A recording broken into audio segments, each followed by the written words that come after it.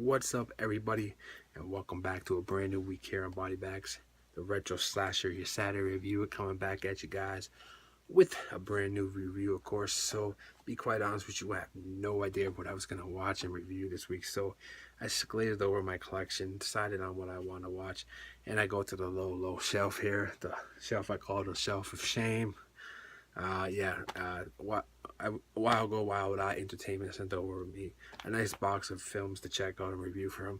I did review one or two of them, but I didn't review the rest of them. To be quite honest with you, they didn't really look like my cup of tea. If you know anything about Wild Eye, they're pretty hit and miss company with their releases. They release a lot of super independent, low budget, crappy stuff. Man, I'm just gonna be straight honest with you.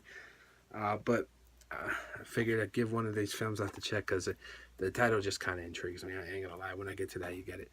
So it is a rape revenge film. Not my biggest or my favorite subgenre to dive into. There's of course your classic ones, but it is what it is. But anyways, getting into the actual film, not really sure on what year this film came out with. It says it was made in 2006, but slash 2012. So maybe it was made in 2006 and wasn't released in 2012, which kind of doesn't make sense because it didn't come out to DVD this year. So it's kind of strange. I don't really understand it here, so I do apologize for that. But anyways, ready for the title? You're gonna like this one. It's pretty blatant and pretty straight up, and it goes by the title of Horror. Yeah. Usually these type of films try to be a little more creative and uh, not that simple, but it's pretty simple, man. It's called Horror. Anyways, getting into the synopsis of this one, it says author Ricky visits her family's secluded cabin to start writing her new novel, but along the way she catches the eye of a group of local criminals who turn her visit into a living nightmare of violence and violation. Though left for dead, Ricky's ultimate revenge has just begun as she hunts and traps and kills each one of her captures one by one in the tradition of the I Spit on Your Grave series. So, yeah, it says it right there. This film kind of pretty much is a ripoff of I Spit on Your Grave. If you ever seen either one of the original one or the remake, it's pretty much very similar to that type of film. It also does have a little bit of Last House on the Left type vibe to it, involving a certain character in this film. But anyways, so yeah, pretty simple, straightforward rape revenge type plot. Girl goes into the woods, secluded from society. A bunch of local criminals or bad guys or hillbillies or whatever decide to have their way with her, I should say. But anyways, so get into my actual thoughts on this thing. First thing you notice, like I mentioned before, Wild Eye is known for their low budget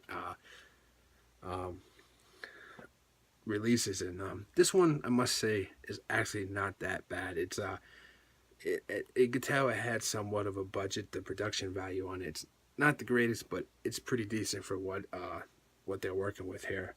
Now, as to the acting in this film, the acting's not that great, especially the main girl. You know, she's supposed to be the sympathetic character. You can't really. She just does such a bad job in acting.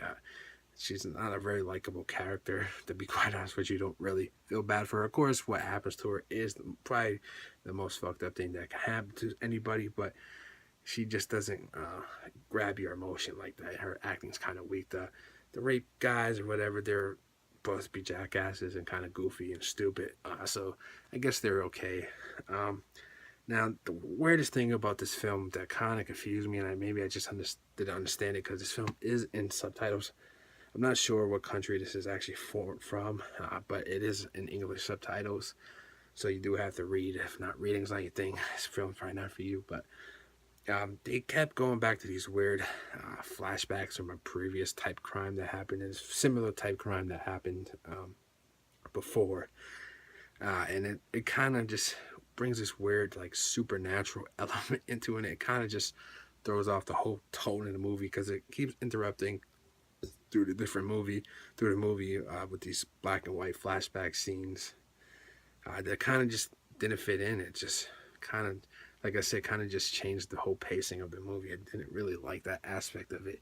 Now, as to the rape scene itself, with the question like that, it's not the nastiest or most hardest to watch one I've ever seen before, but It does have some pretty nasty elements. There's some really interesting, I must say, close-up shots of certain body parts that become very bloody. I'm not gonna spoil it. If you're curious about checking it out, if you watch it, you just know what I'm talking about. But yeah, it's not the nastiest rape scene, but all rape's nasty. But if you get what I'm saying.